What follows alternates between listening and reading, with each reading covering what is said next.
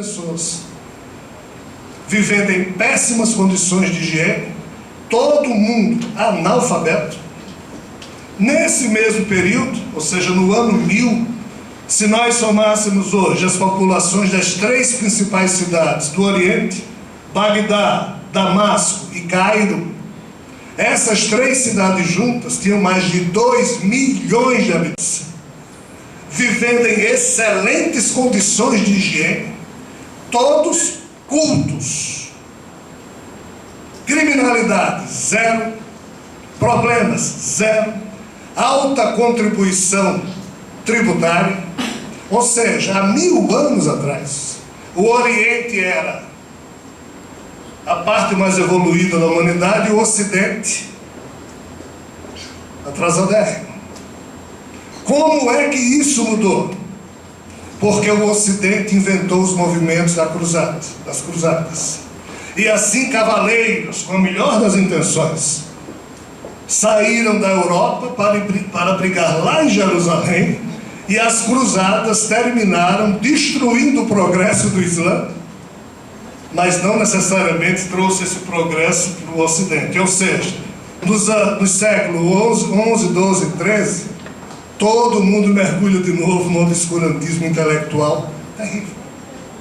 Sabem o que é que surge nesse vácuo de progresso? O feudalismo. De novo, a concentração de terras nas mãos de poucos.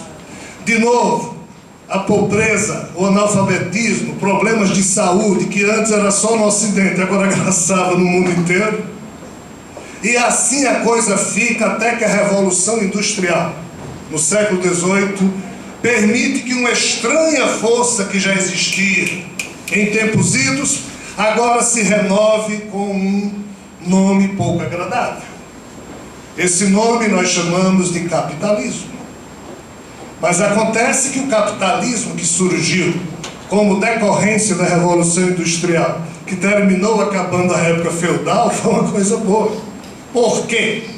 Porque no feudalismo, toda a humanidade trabalhava para pagar aos donos da terra com a sua produção e em troca recebiam alimento. O capitalismo surge pagando salários. O capitalismo surge como algo muito melhor que o feudalismo. Mas o problema é nós. Falta-nos postura espiritualizada, postura desperta no sentido de um humanismo ativo e não só discursivo. Pois que o capitalismo é só mais um ismo que o ser humano cria. E o problema não está nos ismos, na minha opinião. Qualquer ismo desse funcionaria se nós, seres humanos, fôssemos, entre aspas, minimamente espiritualizados. Monarquismo, capitalismo, socialismo, comunismo, islamismo, cristianismo, e aí misturamos ismos políticos e ismos doutrinários religiosos. Se o homem, se o ser humano fosse, entre aspas, alguém espiritualizado, e o que é ser alguém espiritualizado? Jesus e outros grandes mestres explicaram isso com muita tranquilidade. Faça ao próximo aquilo que você gostaria que lhe fosse feito. Não faça ao próximo aquilo que você gostaria que não lhe fosse feito. Todo mundo quer benesses, todo mundo quer que as cidades, os povos cumpram com sua condição de cidadão, bons serviços, boa assistência, todo mundo quer isso. De direitos, facilmente nós conseguimos nos arvorar em defensores deles. Todos nós clamamos por direitos, mas esses direitos só podem existir se a base for a obrigação de também cada um contribuir com o seu melhor para o engrandecimento coletivo. Em não havendo cidadão espiritualizado, em não havendo consciência da cidadania pessoal, familiar, de empresas, não poderá haver progresso coletivo, e esse é o problema da humanidade. Cada ismo desse que surge, nós seres humanos, como não somos espiritualizados, praticamos esses ismos da pior forma possível. Aí o capitalismo terminou em se transformando de uma coisa boa na época, na sua versão mais recente, para algo que hoje está consumindo a vida. Pois que voltamos a ser agentes do destino, mas que destino? Como Raul Seixas dizia, pagar a conta. O resto é secundário. O resto não é secundário. Muita coisa essencial na vida, nós já perdemos o contato com elas. Uma das coisas mais essenciais ao desenvolvimento espiritual do ser humano chama-se vida interior. Alguém aqui sabe o que é isso? Quantos de nós já perdemos essa dimensão pela conta que nós temos que pagar amanhã, pelo aperreio, pela agonia, pelo corre-corre? Vida interior. Nós não temos tempo nem para ter vida exterior, quanto mais vida interior, porque essa atitude de você parar aí, respirar, eu preciso parar para respirar.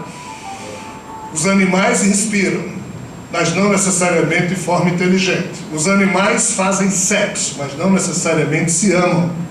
Nós, seres humanos, além da condição animal do corpo, temos algo em nós que pensa e que nos convida a termos uma natureza algo mais vibrante no sentido de um conduto superior do que só as expressões da nossa natureza animal.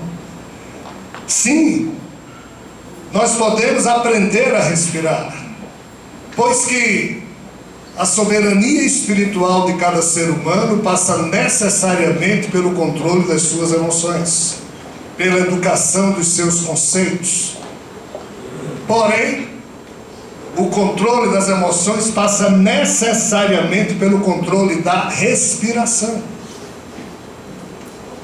Na hora que você tem um ritmo respiratório um pouco mais profundo, você não consegue ficar chateado, triste. Ninguém que em praticando um ritmo respiratório mais profundo consegue ou haverá de ficar nervoso, chateado, ansioso. Não. Pois que é da natureza humana, em aprendendo a respirar, as emoções se aquietam. Em as emoções se aquietando, você é soberano para enxergar a vida, para enxergar a si mesmo, e aí sim se espiritualizar. E mesmo no meio do catolicismo, do capitalismo, você saber que você quer ganhar dinheiro, mas não pisando no pescoço das pessoas, não vendendo a sua alma, não sendo desonesto, não deixando de cumprir com sua função enquanto cidadão. Mas na hora em que a gente não tem olhos para enxergar a vida e pensa que tudo se resume a pagar conta, na hora que a gente não tem tempo para se enxergar nesse concerto da vida, a gente vira um homo consumos. A gente só quer consumir, para consumir tem que ter dinheiro no bolso e vida interior.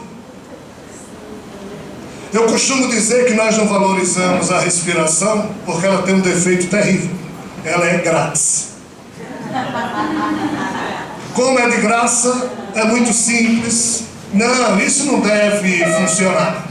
Mesmo sendo uma cultura milenar, há mais de 5.000 anos que existem tratados que explicam dos benefícios que uma respiração mais profunda traz para o seu psiquismo, para a saúde do seu corpo, lhe permite assim você começar a desenvolver a busca por novos valores, a aprendizagem, enfim, alargando os horizontes da sua vida, mas é grátis.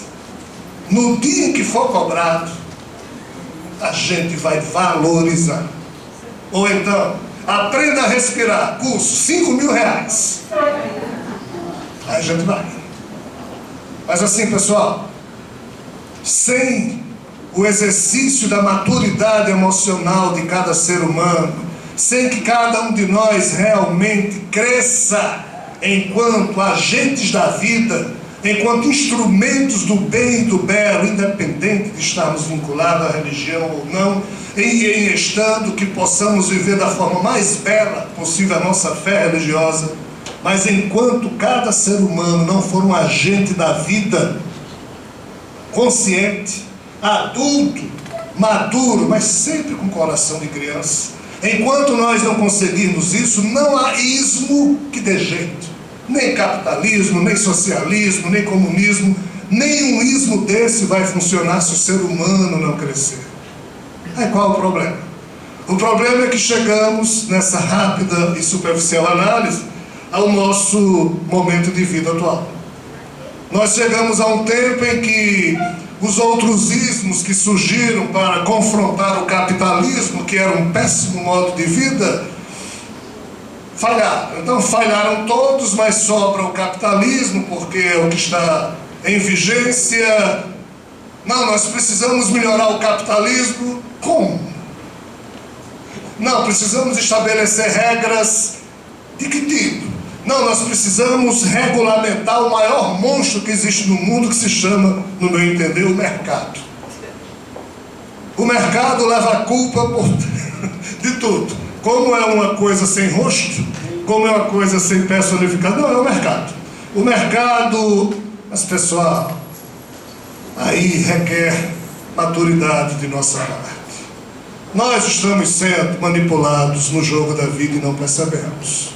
Pela nossa própria incúria, pela nossa própria falta de percepção mais profunda dos fatos. A questão é, que tipo de cidadão deveria existir na Terra para que a sua expressão de cidadania, aí incluídas a sua postura política e a sua contribuição via imposto, possam de fato promover o progresso da família planetária terráquea, sem que quase 3 bilhões de pessoas hoje ainda não têm acesso à água potável, quase 2 bilhões de pessoas ainda são totalmente analfabetas, e mais de 1 bilhão de pessoas ainda passam fome, e não há remédio a curto e médio prazo para resolver esse problema. Que tipo de cidadão deveria ser eu, deveria ser cada um de vocês, para que isso mudasse? Essa pergunta eu me faço constantemente, porque é muito fácil a gente perceber nos outros os defeitos alheios. Nós somos, aliás, especialistas nessa arte, mas perceber o que é que eu não estou fazendo para dar a minha contribuição, nisso nós somos ainda aprendizes do ABC. Nós não somos bons nessa arte. E qual o problema? O problema é que, na minha opinião, que não vale um risco na água, por isso eu peço prudência agora, diante do que eu vou dizer. Até agora eu apenas lidei com fatos e uma ou outra interpretação sobre eles. Mas a partir de agora a gente vai lidar com perspectivas do tempo em que a gente está vivendo e de um futuro que nos espera a curtíssimo prazo e de um futuro que já está acontecendo e a gente não percebe. Como é o mundo hoje em que a gente vive? Desculpem, o mundo que a gente vive hoje não é esse que a gente enxerga. O mundo que a gente vive hoje tem 2 componentes muito sérias que diariamente se expressam na vida e nós não temos olhos para perceber. Soren Kierkegaard, filósofo dinamarquês, diz que o ser humano costuma se enganar de 2 formas. Primeiro, acreditando no que não é verdade. E segundo, deixando de acreditar no que de fato é verdade, porque não tem olhos para enxergar. Hoje nós vivemos um tempo em que muitas das verdades que nós acreditamos já estão postas, mas não resolvem coisa alguma, tanto que a vida anda meio caótica. Não é só no Brasil, é no planeta inteiro.